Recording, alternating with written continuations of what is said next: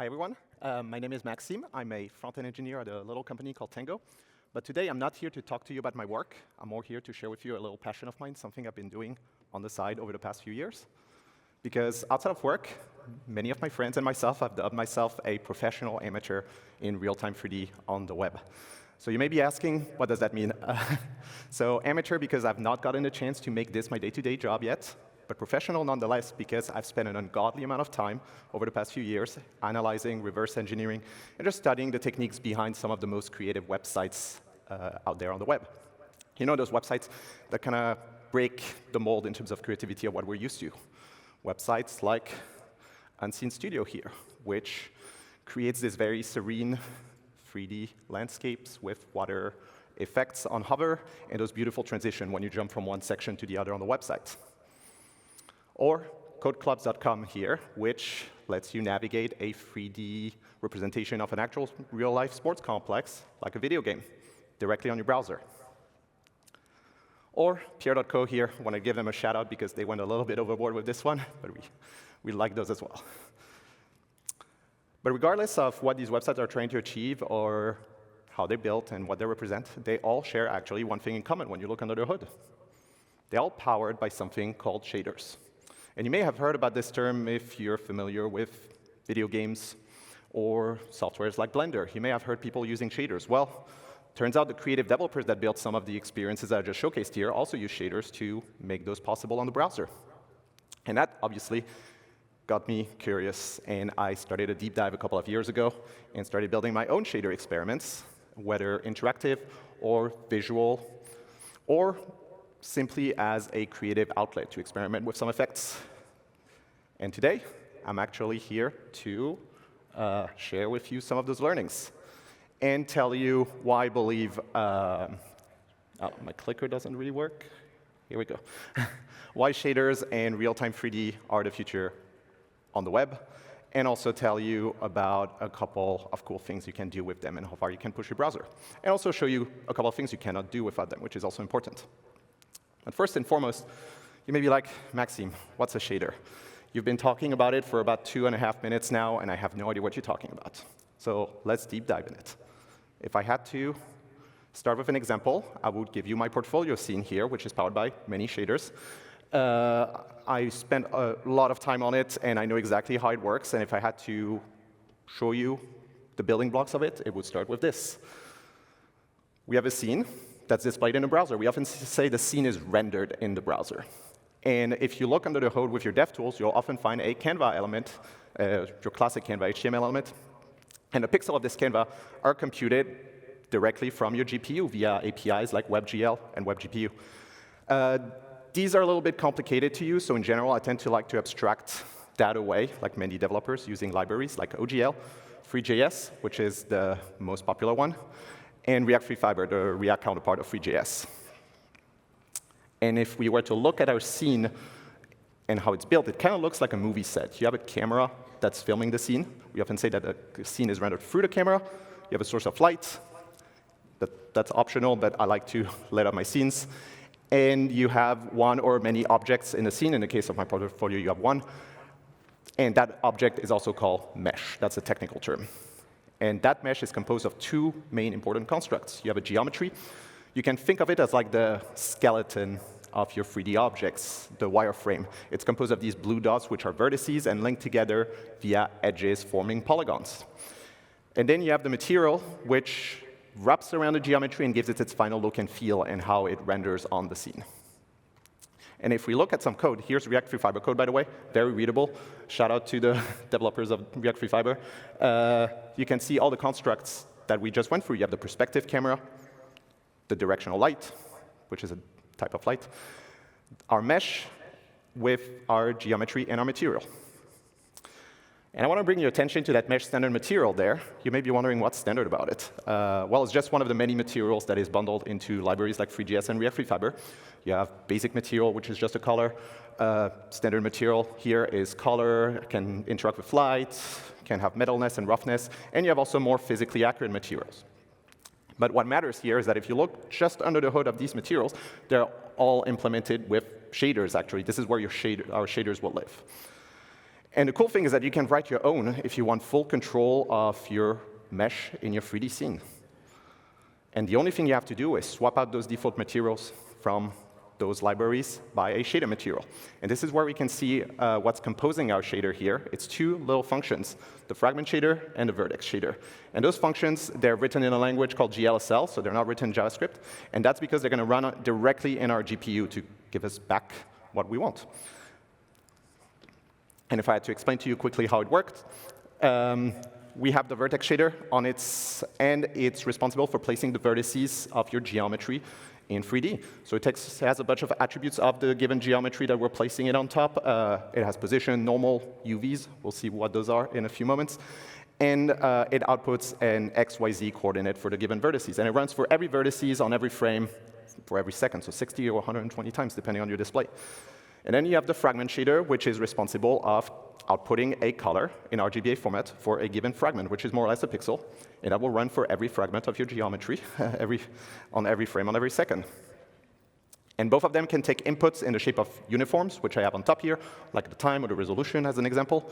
And one important aspect as well is that the vertex shader can send data from the vertex shader can send data to the fragment shader, but not the other way around, via varying. So here I'm sending the UV coordinates, which are a coordinate system that we use in order to know where to place a given fragment of the fragment shader on top of the vertices if we wanted to do something a little bit more custom. And you can see that based on the geometry that you're using with your material, it will look kind of different. So here I have a circle, a torus, and a torus knot, as an example. Let's take a look at some examples now. Here's an example, simple example of a vertex shader and what you can do with it. So I took a simple plane, and I wrote this function that will move every vertices of this plane following a sine function along the y-axis. And that creates immediately this wave pattern. And by passing a time uniform, and since we're rendering on every frame and every second, you can create moving objects. So you can see that it's pretty powerful in terms of making your static geometry feel a little bit more lively. Here's an hypothetical random function that I created. You can see the results kind of messy, so you can do whatever you want, but sometimes it doesn't look good. And if you want randomness in general, we'll use something called noise, which is, you can see it as more of an organic randomness. Here in this case, I use Perlin noise to move my plane through time, which is one type of many different noises. And it's more pleasing to the human eye in general to use those. And here's an example of passing data from the vertex shader to the fragment shader. I did something simple here. I'm just taking the y-coordinate of each of my vertices, passing it via a v elevation varying, and getting it back on the fragment shader and coloring the corresponding fragment of the vertices based on that elevation. So the higher it is, the wider it will be, and the lower it is, the darker. Fragment shader-wise, like I said, outputs RGBA color, which we're all familiar with. Each color channel ranges from 0 to 1. So here we have an example of black and white, blue, green, red. And here we have back our UV coordinate example from before. And you can see the underlying code of it. And the only thing I did here was swapping out the red color channel and the green color channel, respectively, with the X and Y coordinate of the UV coordinate system. But you can do more things. You can use those UV coordinates to arbitrarily lerp between two colors following a specific diagonal, like in this code example here. Or you can use it to map textures using the texture2D function from the GLSL language, which lets you map a given fragment of a given texture you pass as an argument or an image to a given fragment of your material. It's very powerful, and we'll see a lot of examples where we can use it to build whatever we want. Or you can use it to draw specific patterns. Like here, I use the UV coordinates to draw a specific circle for my material. And then you can obviously make things more complex. Here I use many different utility functions from the GLSL language, especially fract here to create repetitive patterns along the X and Y axis, and also pass the time component to your material to make it look a little bit more dynamic. Everything's possible, really. And you have all these functions. There's a finite set of them in the GLSL language. Here's just a snapshot. But if you combine them in a unique way, you can create something very beautiful very quickly and very elaborate, like this gradient here, which is just 20-ish lines of GLSL, really. So you can put that to decorate on your website, and you'll already stand out. But one thing I really wanted to do very early on with shaders was something that I couldn't really do with CSS and JS alone, was building a realistic gloss effect and realistic light effects on my websites. And turns out, by building some core blocks in reverse engineering each chunk of what composes a glass material, you can actually do that with shaders. And this is what I had to kind of solve more or less in order. First, I had to learn how to make a mesh transparent, which seemed a little bit complicated at first. I didn't really know where to get started. Refraction, luckily, it's bundled in a language, so I didn't have to think too much here. And then we have diffuse lighting, which is how you make your 3D, your mesh and its material reflect light in real time in a realistic way.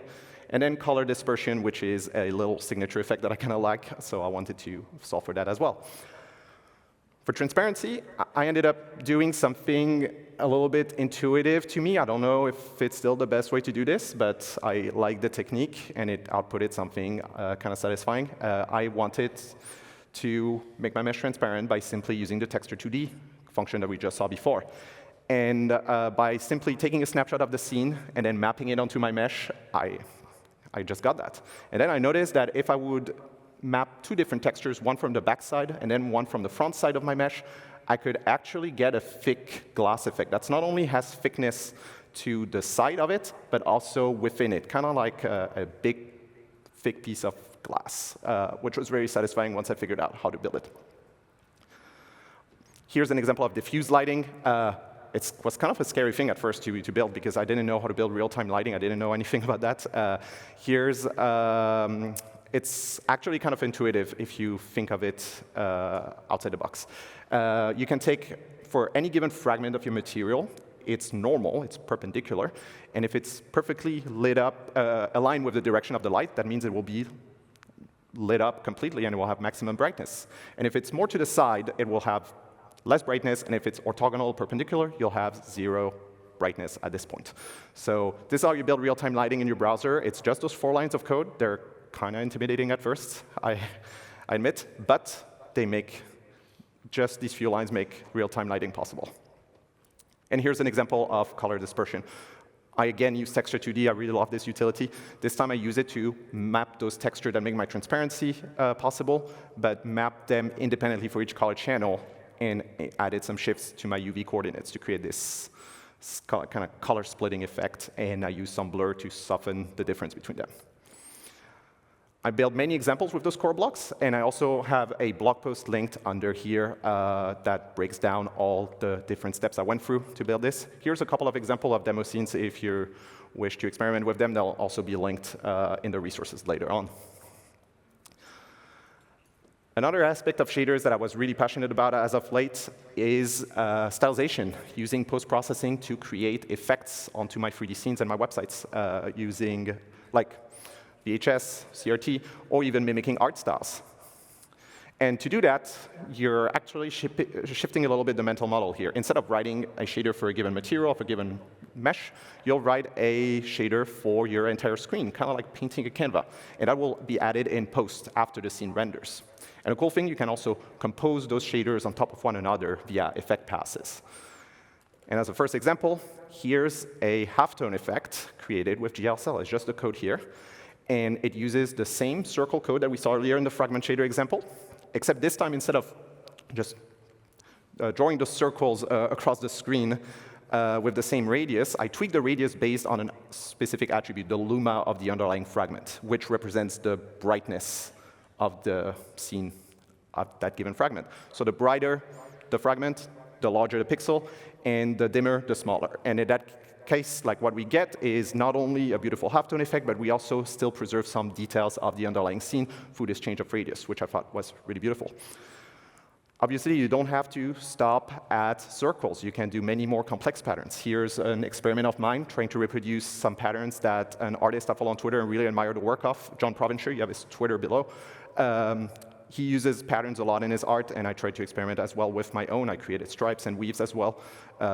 Again, those scenes will be linked in the resources after this talk. But one of the most challenging stylization work that I've done as of late is reproducing art styles. Here's an example of a scene that I made last year where I attempted to reproduce the style of French comic book artist Jean Giraud, aka Mobius. And it is composed of crosshatch patterns for the shadows, which luckily that was solved with the pattern work that I just showcased to you. And it also had those very beautiful hand-drawn outlines, which is very characteristic of this art. And I had a hard time at first to know how to reproduce that in GLSL. Luckily, after digging a little bit, I found out about some algorithms that you can run in your shaders, such as edge detection. You can detect edges via these edge detection filters. Both on the horizontal axis and on the vertical axis, you have a matrix for each one of those. And the way it works is seems pretty intimidating at first, but it's actually pretty easy once you got the math working. You just taking this matrix and running it across all your fragments, and you do a math on that set fragment and all its neighbors. And if you get a non-zero value, that means an edge has been detected. And if you get 0, that means there are no edges. But you cannot just run this edge detection filter on the scene itself. You have to run it on representation of the scenes. Here in this case, I run this filter on the depth buffer of my scene, which represents how far objects are from the camera. The wider, the further, the darker, the closer.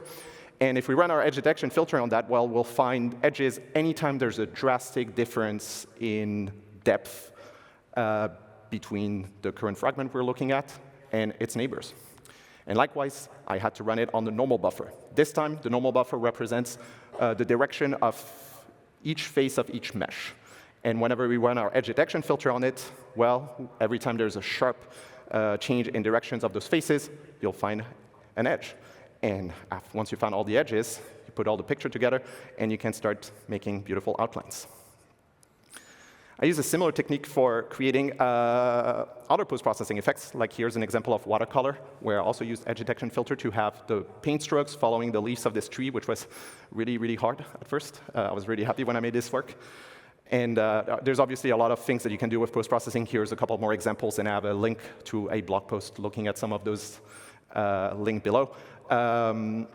Here's an example of a CRT effect that I worked on last year, and earlier this year I made this fluted glass effect you have here on the right, which, funny enough, uses the same shader code that we saw in the second part about glass and light. So you can see that you can work with materials and take some of those learnings and apply them in post-processing and vice versa, which, again, lots of fun to have. Obviously, there's so much more that I wish I could share with you today, and you can really do a lot with shaders, and I'm going to have to go fast for this last part. One of the most powerful examples that I like to showcase to people when it comes to shader is its ability to render particles. We all did that with JS or CSS at some point, but you're quickly bottlenecked with the CPU. By just delegating all that work to the GPU using shaders, you can actually render a lot of particles. Here's an example of the landing page of my blog, where I have this particle scene here. Not only I could scale up the number of particles to like 65,000 in this case, I could also compute their position and their trajectory in real time, which is really powerful. Here's an example of making procedural geometries using a rendering technique called ray marching. And here's another experiment running a procedural landscapes generation using a couple layered noises, ray marching, and also real-time lighting, which we have seen. Now you know everything about diffuse lighting, so you can do it yourself as well. And finally, another one that I really liked implementing was taking some techniques from AAA games and how they render clouds and atmospherical effect and bringing that to the browser. So here's an example of a cloudscape scenes that you can just run in real time in your browser. Everything is possible with shaders. So this is how far you can really push your browser.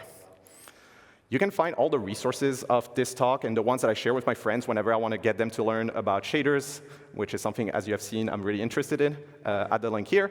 I recommended Discord servers, blogs, YouTube channels, like just a lot of creators that you can follow simply for learning or just for inspiration. And lastly, if your name is on this slide, you've personally helped me at some point during my learning journey for shaders, and I'm really grateful for that. You've answered my questions, helped me debug some code, or just were inspiring for me to keep going. That's it for me. Have a great config.